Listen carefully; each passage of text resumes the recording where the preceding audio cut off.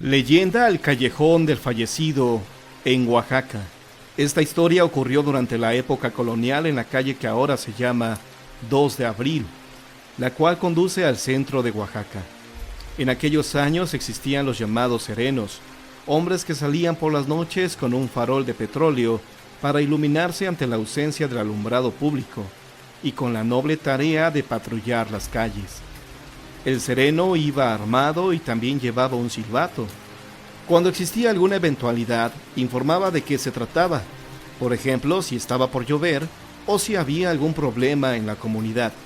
De lo contrario, solo gritaba: «Son las 12 de la noche y todo sereno». La gente al escucharlo podía dormir con tranquilidad, pues sabían que había un hombre recorriendo sus calles, vigilando su seguridad. Una noche, alrededor de las 12, se escuchó el desgarrador grito de un hombre en el callejón 2 de Abril. Mucha gente lo escuchó, pero no todos se atrevieron a asomarse por la ventana para ver quién era el que solicitaba auxilio. Además, por la oscuridad de la noche, no era posible ver bien de quién se trataba.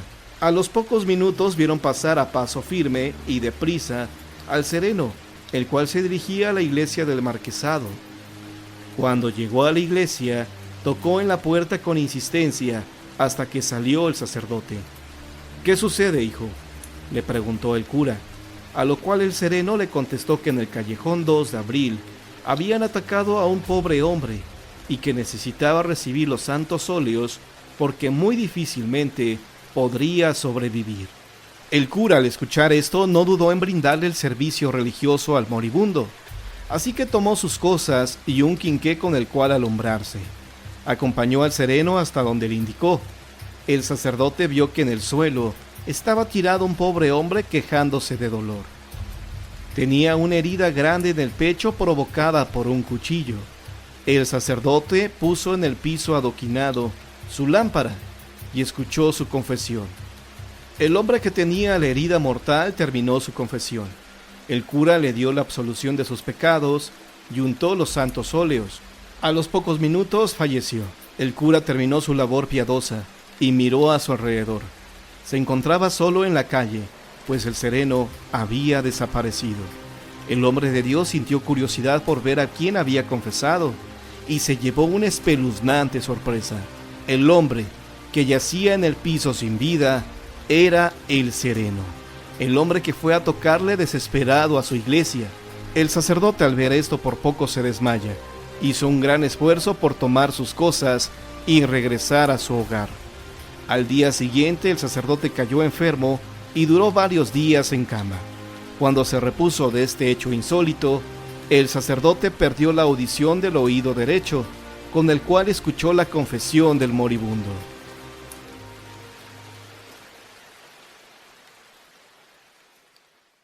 Una confesión de ultratumba. Leyenda de Zacatecas. Por las noches, cuando la ciudad duerme custodiada por la luna y nada turba su transparente calma, es mucho más factible que se presentan sucesos en la romántica plaza mayor de la ciudad capital de Zacatecas. En cierta ocasión, a altas horas de la noche, llamaron fuertemente con el antiguo y pesado picaporte de hierro.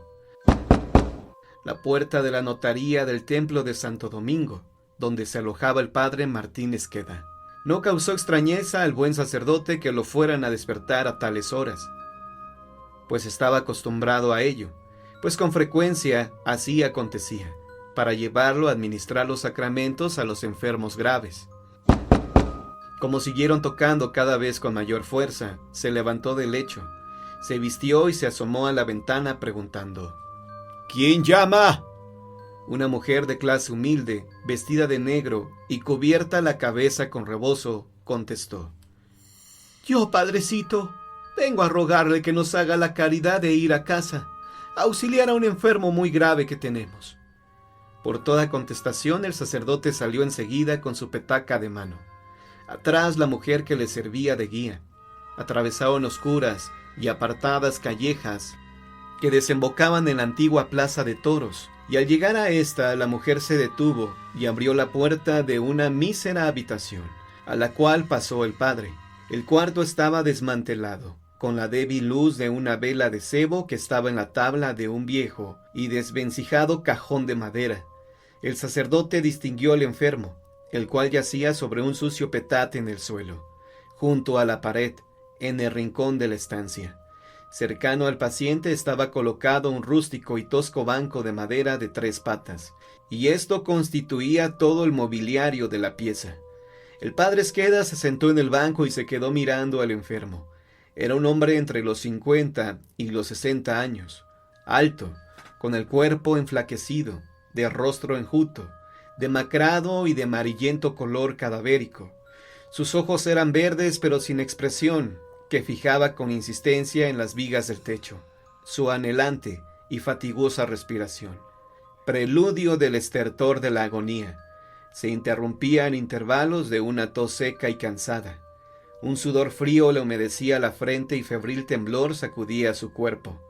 El sacerdote le tomó una mano y la encontró yerta, con el frío del final, por lo cual comprendió su gravedad, y viendo que no había un momento que perder, le dijo: «Hijo mío, ¿te sientes muy mal?» «Sí, padrecito», contestó el enfermo con desfallecida voz, «y quiero confesarme». Al oír esto, la mujer que había estado contemplando la escena salió a la calle. El sacerdote abrió su petaca, sacó la estola, se la colocó sobre los hombros y volvió a decir al enfermo: «Bien, hijo mío, di tus pecados». El paciente, no obstante su gravedad, tenía completa lucidez e hizo una larga confesión de sus culpas que terminó entre sollozos, signo inequívoco de su gran arrepentimiento. El padre, al terminar de escuchar este relato de sus pecados, lo confortó con sus consejos y le dio la absolución. Luego volvió a abrir la petaca, sacó lo necesario y le administró la extrema unción. Al cabo de ponerle los santos óleos, se quitó la estola y la colocó sobre una estaca de madera que estaba clavada en la pared. Cerró su petaca, se despidió tiernamente del enfermo y de su mujer, y se fue a su casa.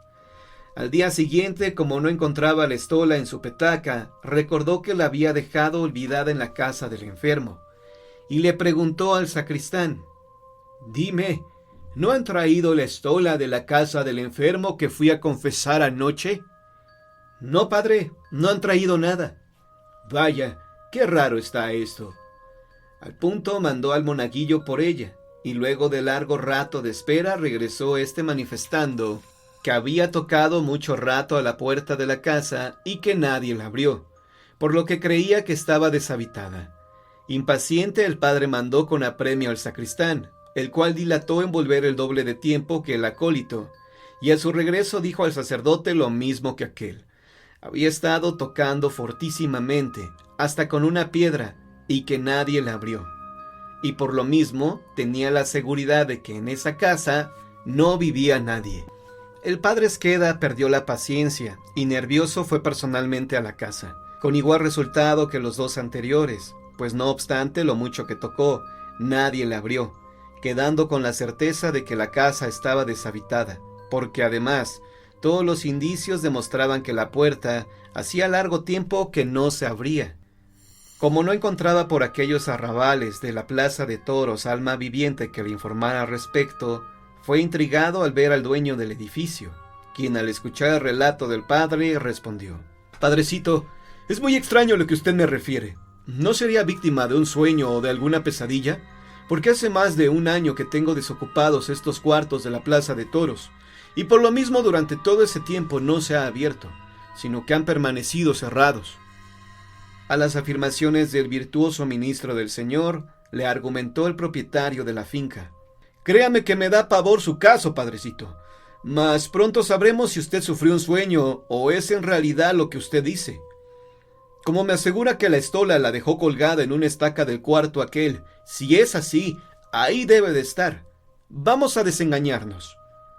Encaminaron sus pasos hacia la plaza de toros, y una vez ahí, al meter el dueño la tosca, antigua y pesada llave de hierro en la vieja chapa del cuarto en cuestión, el padre Esqueda notó que era la misma con la que la mujer había abierto la puerta la noche anterior.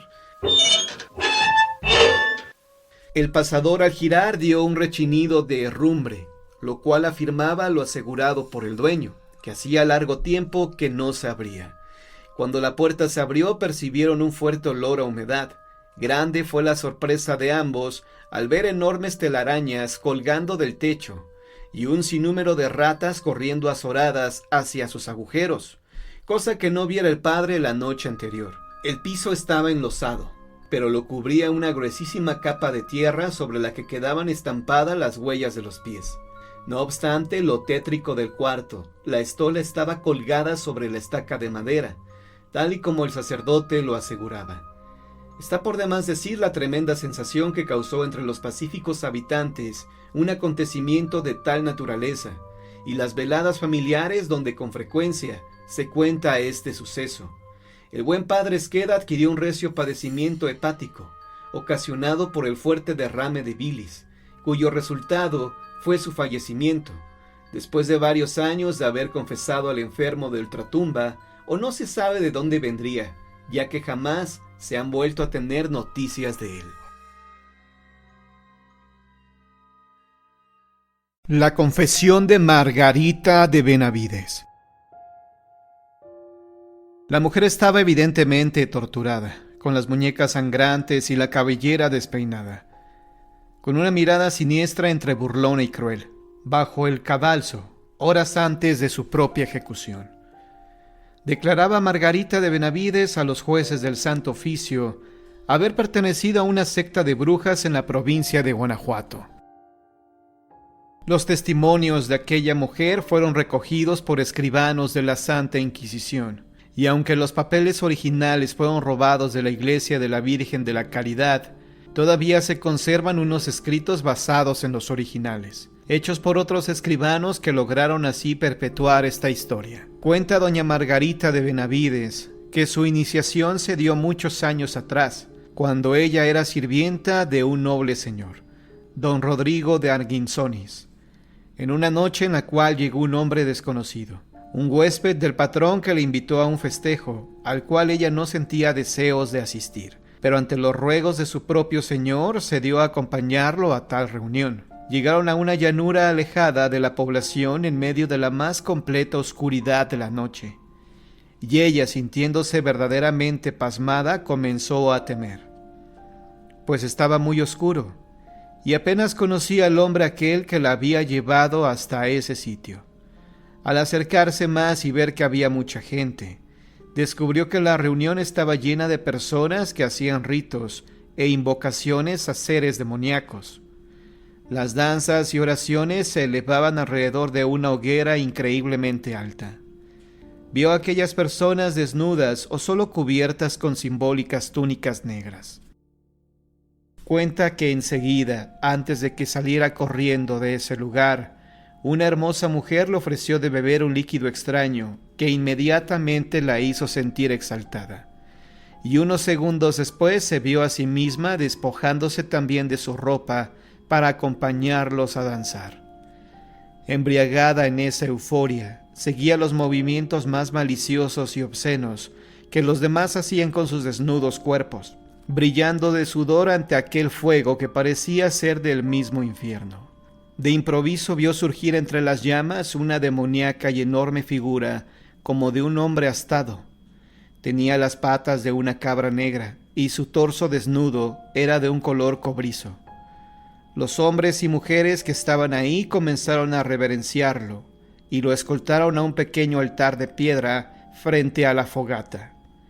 Más pronto de lo que recordaba, los brujos la tomaron a la fuerza para llevarla hacia él. Y en ese estado de completa alteración, la ofrecieron como prenda a la horrible bestia. La bruja relataría una serie de obscenidades inenarrables que fue evidentemente borrada por los escribanos del Santo Oficio.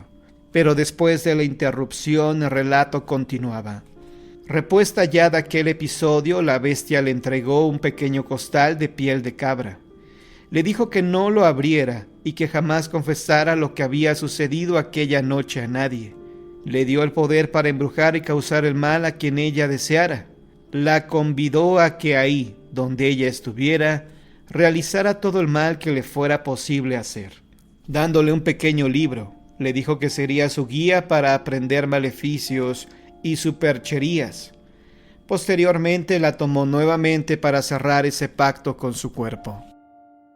La fiesta se prolongó hasta el amanecer y la bruja regresó a casa de sus patrones con una nueva idea en la mente: acabar con la aventura de su hogar y arrebatarle sus bienes, hasta verlos sumidos en la más completa miseria. Siempre había sido pobre y la sola idea de poseer las riquezas de la casa a la cual prestaba servicio se apoderó de su imaginación, dando paso a una de las desgracias que acabarían por delatar su monstruosa identidad, pues enseguida contó: tiempo después de mi primer intento por embrujar y seducir al señor de la casa, di a luz a un varón que resultó tener los ojos rojos de un murciélago y las patas de cabra como las de la bestia.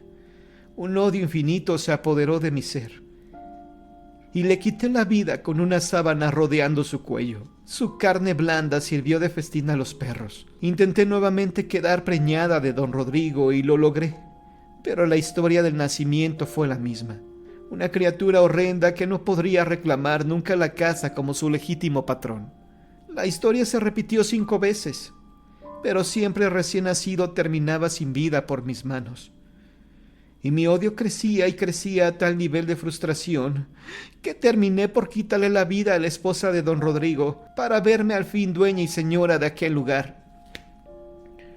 Si no lo hacía de una forma, podría ser siempre de otra. Pero ya ven que el diablo estafa, incluso a sus más fieles seguidores. Y yo no sería la excepción. Una de las doncellas de la esposa sin vida me descubrió entre las ropas el pequeño libro de hechizos, el cual dio a mi esposo. Horrorizados por la historia de la bruja, los jueces enseguida ordenaron prender la hoguera y quitarle la vida a aquella mujer, para así terminar con sus pecados.